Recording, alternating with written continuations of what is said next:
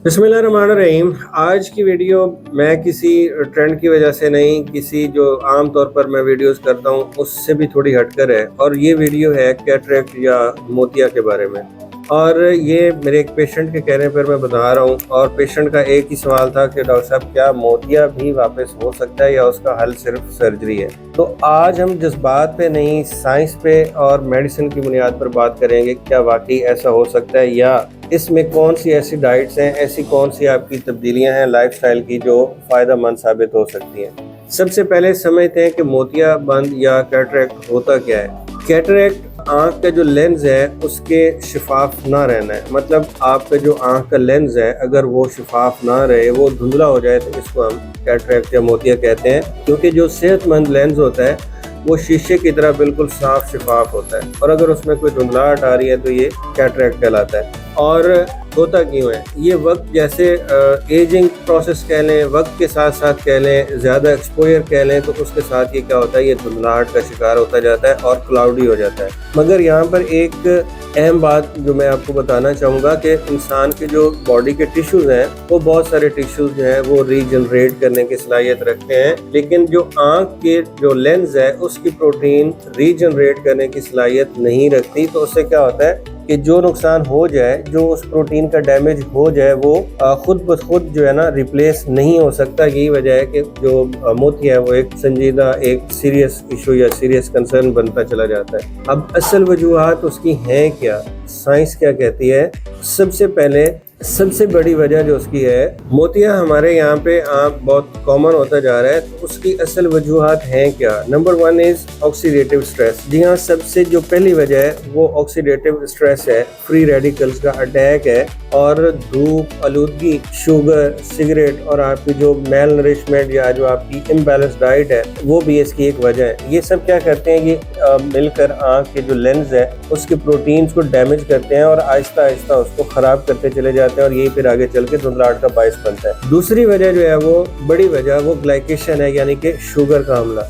आपको पता है पाकिस्तान में ऑलमोस्ट 33-35% एडल्ट पॉपुलेशन जो है वो शुगर का शिकार है, और जो डायबिटिक न्यूरोपैथी है वो भी बहुत कॉमन। जाहिर है जब इतना प्रेवलेंस है तो न्यूरोपैथी भी कॉमन होगी। तो उसमें जब शुगर को आप यूँ कह लें कि जब शुगर आँख पर अटैक करती है या आँख पर हमला करती है, तो उससे भी ये वाला जो लेंस का जो प्रोटीन्स हैं वो डिनेचर होती हैं और धुंधलाहट आती है। और तीसरी चीज़ जो है वो स्टेरॉइड्स का बेजा इस्तेमाल है। जी हाँ, हम आम तौर पर कुछ थोड़ा सा भी मसला हो तो जाके खुद से ही लोग क्या करते हैं कि फार्मेसी से, मेडिकल स्टोर से कोई आँख के कतरे ले लेते हैं। अक्सर जो है वो स्टेरॉइड इस्तेमाल कर रहे होते हैं, और ये स्टेरॉइड्स क्या करते हैं, ये स्टेरॉइड्स भी उस प्रोटीन को, जो लेंस की प्रोटीन है, उसको डिनेचर करते हैं। और इसके अलावा जो दमा के पेशेंट्स हैं या जो आर्थराइटिस के क्रॉनिक पेशेंट्स हैं, वो क्या करते हैं कि स्टेरॉइड्स का इस्तेमाल करते हैं। अब स्टेरॉइड्स क्या करते हैं, ये आँख का जो लेंस है उसका मेटाबॉलिज्म खराब कर देते हैं, उसके प्रोटीन्स को डिनेचर कर देते हैं। तो उससे क्या होता है कि फिर वो धुंधलाहट शुरू हो जाती है।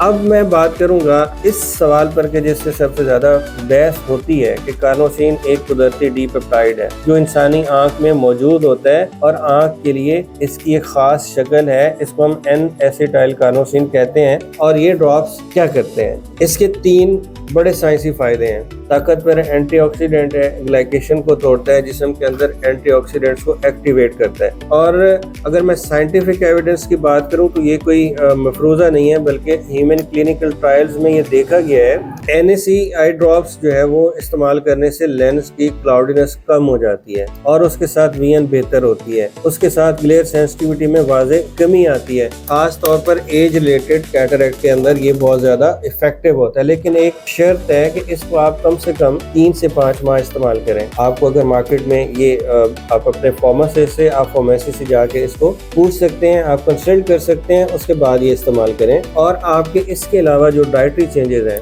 वो आपकी क्या होनी चाहिए, और आपकी लाइफस्टाइल क्या हो, ये आपका एक खामोश इलाज है। याद रखिए, ग़िज़ा और तर्ज ज़िंदगी, जो आपका लाइफस्टाइल है, ये आपके खामोश इलाज हैं हर तरह की बीमारियों का। और जब तक ये ठीक नहीं होते तो कोई भी आई ड्रॉप, कोई भी दवा आपकी جس طرح باقی مسائل ٹھیک نہیں ہوتے یہ بھی ٹھیک نہیں کر سکتے. ٹیمپریری جو ہے وہ ریلیف ضرور ہو سکتا ہے لیکن وہ بیماری کی اصل وجہ کو ختم نہیں کرتے. آپ نے کیا کرنا ہے؟ Junk foods, refined carbohydrates, refined sugar, vegetable sad oils, یہ سب کیٹریکٹ کو تیز کرتے ہیں. آپ نے انینز، egg yolk, leafy green vegetables ہیں، آپ نے اس کا انٹیک زیادہ کرنا ہے. اور ریڈ میٹ جو گراس فیڈ ہو وہ آپ نے استعمال کرنا ہے. یہ سب کیا کرتے ہیں؟ یہ آنکھ کے اینٹی آکسیڈنٹس کو بڑھا دیتے ہیں. اس کے علاوہ آپ وائٹامن سپلیمنٹیشن کر سکتے ہیں. اس میں وائٹامن اے ہے، بی کمپلیکس ہے جس میں خاص طور پر B2 یعنی رائبوفلیون اور فولیٹ B6، آپ اس کا استعمال زیادہ کریں. یہ وائٹامنس کیا کرتے ہیں؟ میٹابولزم کو بہتر کرتے ہیں، آپ کے میٹابولزم کو سہارا دیتے ہیں. اور اگر میں آخر میں آپ سے ایک بات کروں گا کہ کیٹریکٹ سرجری سے پہلے ریورسیبل نہیں ہوتا اور مریض آئی ڈراپ سے بھی ٹھیک نہیں ہوتا مریض. لیکن یہ کہنا کہ کچھ بھی ممکن نہیں، صرف سرجری ہی حل ہے، یہ بھی ٹھیک نہیں ہے. یہ سائنسی طور پر مکمل سچ نہیں ہے. اگر آپ کی تشخیص بر وقت ہو، آپ کی درست غذا ہو، آپ کی بیلنس ڈائٹ ہو اور ایویڈنس بیس اپروچ ہو تو یہ کیا کر سکتی ہے؟ فرق ضرور ڈال سکتی ہے. اپنا بہت خیال رکھیے. ویڈیو پسند آئے شیئر کیجیے، چینل کو سبسکرائب کیجیے. شکریہ.